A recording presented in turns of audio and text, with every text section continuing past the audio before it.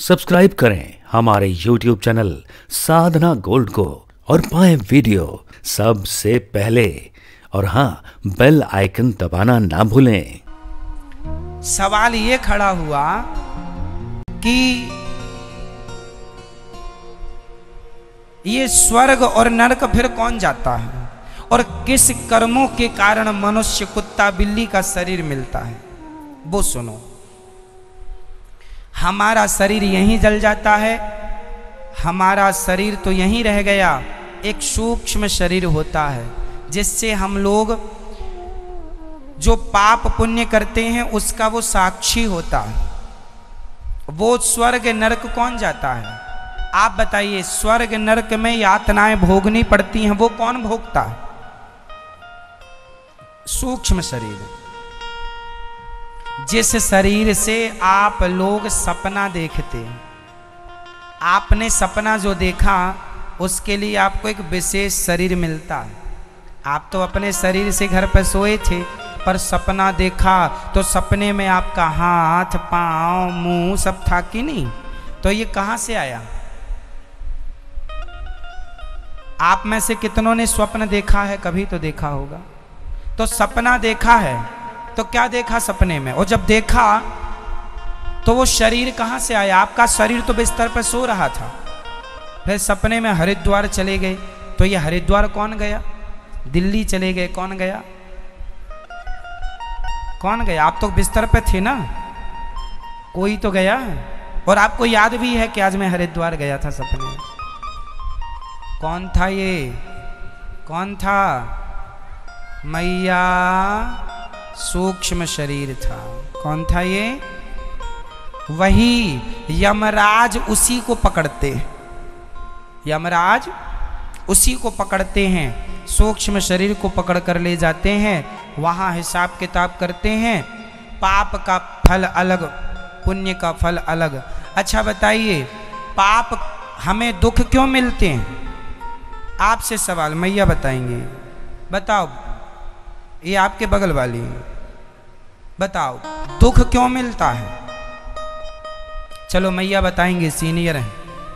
मैया बताओ, दुख क्यों मिलता है?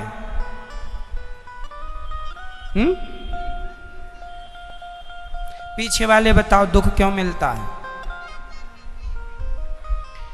आप बताओ मैया, दुख क्यों मिलता है? आप बताओ, बताओ। सुनो, हमें दुख क्यों मिलता है? हमारे पापों के कारण। और हमें सुख क्यों मिलता है?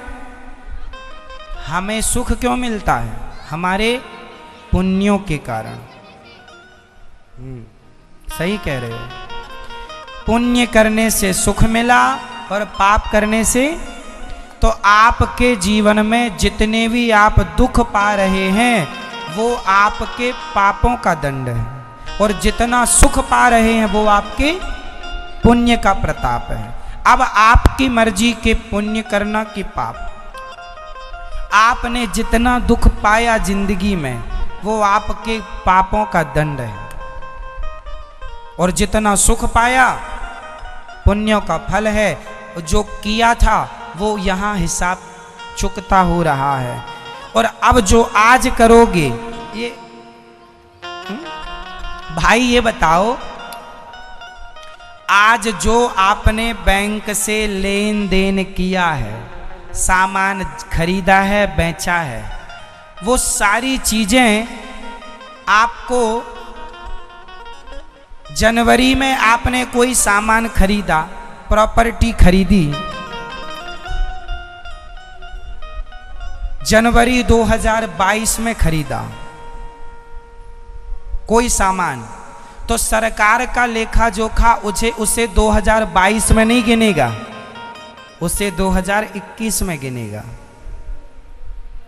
आपने फरवरी में कोई काम किया, आपने मार्च में कोई काम कर लिया, बोलो हाँ या ना?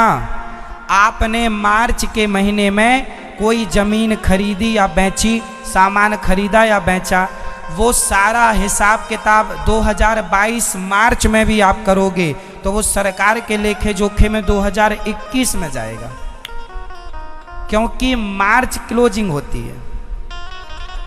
1 अप्रैल से जो आप ट्रांजैक्शन करेंगे बैंक का वो जाएगा 2022। क्यों सही है? कई बार सही बोल रहा हूं मैं? मैया सही है? अच्छा, आपका धन्यवाद।